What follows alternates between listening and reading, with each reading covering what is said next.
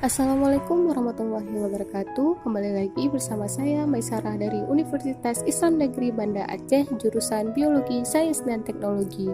Pada video sebelumnya, saya sudah membahas tentang materi arus dan gelombang. Nah, pada video kali ini saya akan membahas tentang oksigen terlarut yang sudah saya ringkas dari channel Ocean Research and Conservation Association and Resorting Need Online Coaching. Langsung saja saya akan membahas apa sih sebenarnya oksigen terlarut itu. Yuk simak penjelasan saya selanjutnya.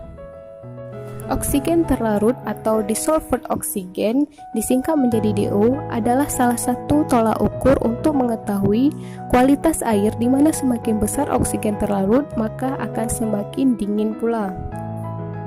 Jadi, baik hewan akuatik atau hewan perairan, baik itu hewan laut maupun hewan air tawar seperti udang, krustasia, dan ari fisik juga membutuhkan oksigen untuk hidup layaknya kita manusia.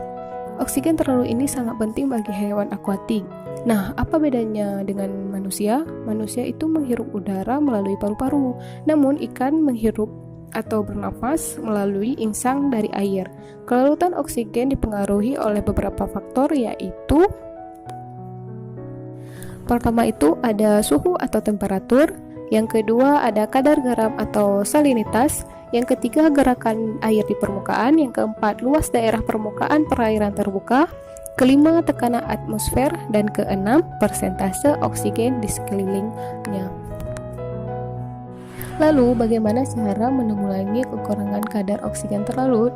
Nah, bisa dilakukan dengan cara menurunkan temperatur atau suhu air, di mana jika temperatur turun maka kadar oksigen akan naik dan mengurangi kedalamannya air di mana dimensi air.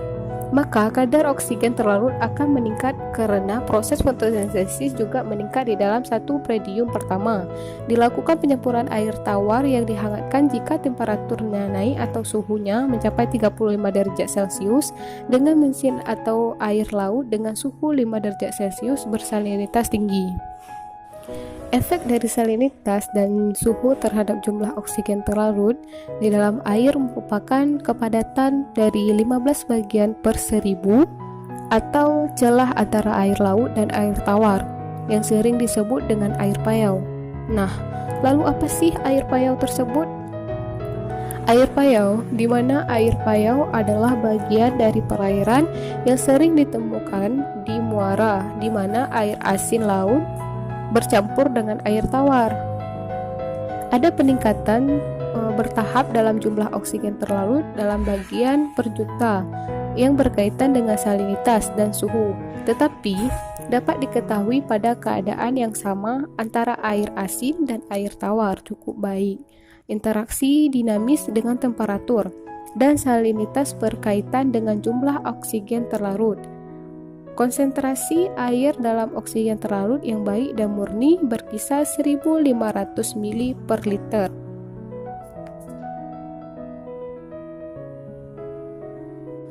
Dan dianggap sudah tercemar itu jika sudah mencapai 4000 mg per liter. Dan biasanya yang paling banyak menyebabkan pencemaran terhadap oksigen biokimia itu tersendiri adalah air buangan oksigen spesialis gigi seperti obat-obatan yang sudah digunakan oleh dokter gigi.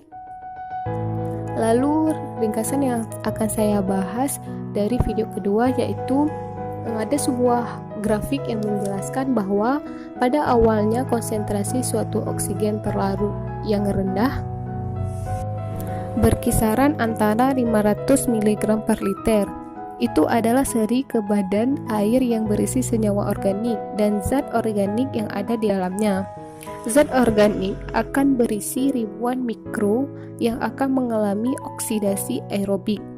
Pada percobaan ini yang terjadi adalah oksigen terlarut akan mulai semakin berkurang. Kebutuhan oksigen biokimia dibutuhkan oleh mikroorganisme untuk membusuk.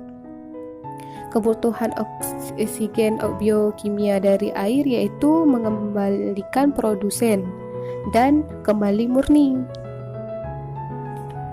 Mengurangi oksigen terlarut yang meningkat dengan peningkatan organisme sehingga air bersih yang akan bergerak ke air tersebut.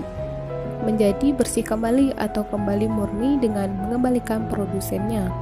Baik, cukup sekian ringkasan dari saya. Apabila ada salah kata, mohon maaf. Dan terima kasih telah menonton kembali video dari saya. Wabillahi taufiq wal hidayah. Wassalamualaikum warahmatullahi wabarakatuh.